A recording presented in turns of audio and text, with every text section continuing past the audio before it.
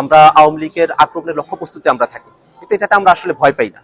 আমরা মনে করি যে আওয়ামী লীগ তারা বাংলাদেশের মানুষের উপর সন্ত্রাস করতে পারে, কিন্তু বাংলাদেশের মানুষেরা তাদের সাহসের সর্বোচ্চ কূটটুকু দিয়ে আওয়ামী লীগের বিরুদ্ধে তারা জীবন দিতে আগেও কুণ্ঠাবোধ করে নাই, এবং সামনের দিনে আওয়ামী লীগের বিরুদ্ধে যে কোনো ধরনের প্রতিরোধে বাংলাদেশের মানুষেরা তারা ঐক্যবদ্ধ থাকবে, ফেসিবাদ বিরোধী শক্তিগুলো ঐক্যবদ্ধ থাকবে, এবং বাংলাদেশে আওয়ামী লীগ তাদের সন্ত্রাস নিয়ে আর ফিরে আসতে পারবে না।